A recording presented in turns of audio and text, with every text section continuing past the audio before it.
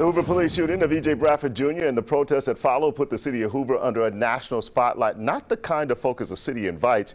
Hoover Mayor Frank Brocato and City Administrator Allan joins us this morning as they are taking steps to show that they're transparent about what's happening out there.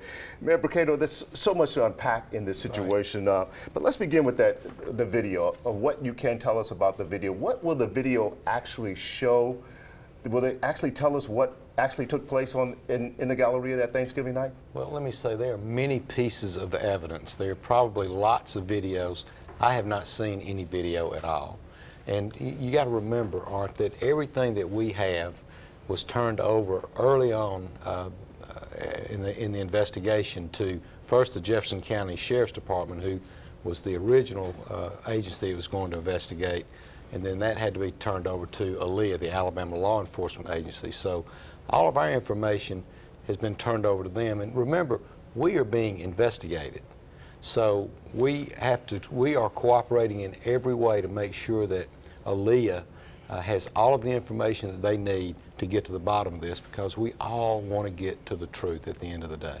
In the search for the truth, I know you talked about asking ALEA to turn it over, and then said if ALEA didn't turn it over, then maybe Hoover would present some information about that. Can you tell us what's the reason why the video cannot be released? Sure, and as the mayor mentioned, there are many different pieces of video, so there are things that are shown there that could alter the course of the investigation. ALEA has been very clear to us that if any piece of evidence gets out, that potential suspects or witnesses could see that and could see their involvement, and then could change their mind about whether or not to cooperate or the type of statement that they give to ALEA investigators.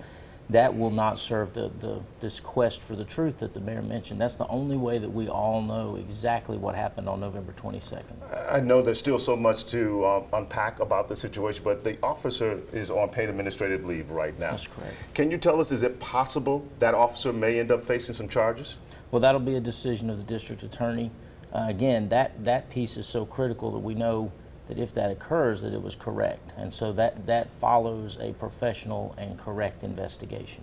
Well, Mayor, as you look at this, what's the new information that you're able to tell us this morning? I know we'll talk a little bit more next half hour. What's the new information on this Monday as you are releasing information every Monday?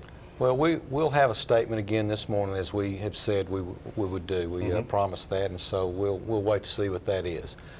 Really, there's no breaking news, so to speak. We, again, are working with ALEA. If they call and want information from us, we turn it over.